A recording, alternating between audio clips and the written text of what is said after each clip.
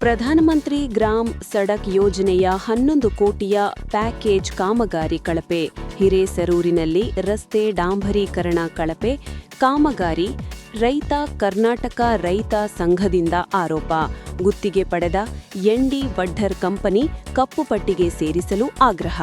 ಪ್ರಧಾನಮಂತ್ರಿ ಗ್ರಾಮ್ ಸಡಕ್ ಯೋಜನೆ ಅಡಿಯಲ್ಲಿ ಲಿಂಗಸಗೂರು ತಾಲೂಕಿನ 3 ಗ್ರಾಮಗಳಾಗಲ್ಲಿ ಎನ್ಡಿ ವಡ್ಡರ್ ಕಂಪನಿ ಗುತ್ತಿಗೆ ಪಡೆದಿರುವ ಕಾಮಗಾರಿಯನ್ನು ಕಳಪೆ ಮಟ್ಟದಿಂದ ಕೂಡಿದೆ ಎನ್ನುವ ಆರೋಪ.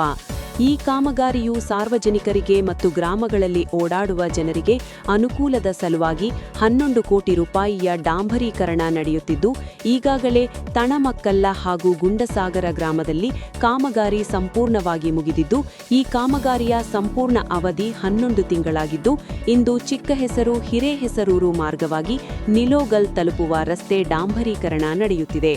ಕರ್ನಾಟಕ ರೈತ ಸಂಘದ ಕಾರ್ಯಕರ್ತರು ಇದನ್ನು ಪ್ರಶ್ನೆ ಮಾಡಿದಾಗ ಸಂಬಂಧಿಸಿದ ಪ್ರೈವೇಟ್ ಮತ್ತು ಸರ್ಕಾರಿ ಅಧಿಕಾರಿಗಳ ಸರಿಯಾಗಿ ಹೇಳದೆ ಉಡಾಫೆ ಉತ್ತರ ನೀಡಿದ್ದಾರೆ. ಹಾಗಾಗಿ ಈ ಯೋಜನೆಗೆ ಸಂಬಂಧಿಸಿದ ಇಲಾಖೆಯ ಅಧಿಕಾರಿಗಳು ಅಂದಾಜು ಪತ್ರಿಕೆಯಂತೆ ಕೆಲಸ ನಿರ್ವಹಿಸಲು ಕರ್ನಾಟಕ ರೈತ ಸಂಘ ಎಐಕೆಕೆಎಸ್ ತಾಲೂಕು ಸಮಿತಿ ಮುಖಂಡರು ಆದೇಶ ನಗನೂರು, ಬಸವರಾಜ ಹಿರೇಹೆಸರೂರು, ರಮೇಶ ಹಿರೇಹೆಸರೂರು, ಶರಣಪ್ಪ ಅವರಿಗೆ ಗಂಭೀರವಾಗಿ ಆರೋಪ ಮಾಡಿದ್ದಾರೆ. ವರದಿ ಶಂಕರ್ ಪವಾರ್. ಪ್ರಧಾನಮಂತ್ರಿ ಗ್ರಾಮ ಸಡಕ್ ಯೋಜನೆಯಡಿಯಲ್ಲಿ ಚಿಕ್ಕಹೆಸರೂರು ಮಾರ್ಗವಾಗಿ ಹಿರೇಹೆಸರೂರು ನಿಲಗಲ್ ತಲುಪುವಂಥ ರಸ್ತೆ ಡಾಂಬರೀಕರಣ ಯೋಜನೆ ತೀವ್ರ ಕಳಪೆಯಿಂದ ನಡೀತಾ ಇದ್ದು, ಇದನ್ನು ಕರ್ನಾಟಕ ರೈತ ಸಂಘ ತಾಲೂಕು ಸಮಿತಿ ಪ್ರಶ್ನೆ ಮಾಡ್ತಿದೆ.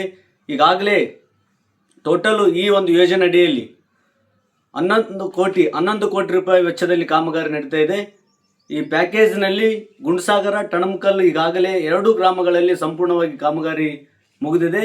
ಅದಾದಮೇಲೆ ಈಗ 2 ದಿನ ಆಯಿತು ಚಿಕ್ಕಹೆಸರೂರಿಂದ ನಿಲಗಲ್ ತಲುಪುವಂಥ ರಸ್ತೆಯನ್ನು ಡಾಂಬರೀಕರಣ ಮಾಡ್ತಾ ಇದ್ದಾರೆ. ಅದು ತೀವ್ರ ಕಳಪೆಯಿಂದಾಗಿದೆ. ಈ ಒಂದು ಕಾಮಗಾರಿಯನ್ನು ಎನ್ಡಿ ವಡ್ಡರ್ ಕಂಪನಿ ಅನ್ನುವಂಥ ಈ ಕ್ಷೇತ್ರದ ಮಾಜಿ ಶಾಸಕರಾಗಿರುವಂಥ ಮಾನಪ್ಪ ವಜ್ಜಲ್ ಅವರ ಸಹೋದರರ ಒಂದು ಕಂಪನಿ ಹೆಸರಿನ ಮೇಲೆ ಟೆಂಡರ್ ಆಗಿದೆ. ಅದನ್ನು ಸಬ್ ಟೆಂಡರ್ ಆಗಿ ಅವರ ಅಳಿಯ ಈ ಒಂದು ಕೆಲಸವನ್ನು ನಿರ್ವಹಣೆ ಮಾಡ್ತಾ ಇದ್ದಾರೆ. ಇಲ್ಲಿನ ಅಧಿಕಾರಿಗಳು ಮತ್ತು ಇಲ್ಲಿನ ಸಂಬಂಧಪಟ್ಟ ಇಲಾಖೆ ಅಧಿಕಾರಿಗಳು ಯಾವುದೇ ಒಂದು ಕಾಮಗಾರಿ ಸ್ಥಳಕ್ಕೆ ಬಂದು ಪರಿಶೀಲನೆ ಮಾಡಲಾರ್ದೇ ಅದೊಂದು ಕಳಪೆ ಮಟ್ಟದ ಕಾಮಗಾರಿಗೆ ಕುಮ್ಮಕ್ಕು ಕೊಡ್ತಾ ಇರುವಂಥದ್ದನ್ನು ನಾವು ನೋಡ್ಬೋದಾಗಿದೆ.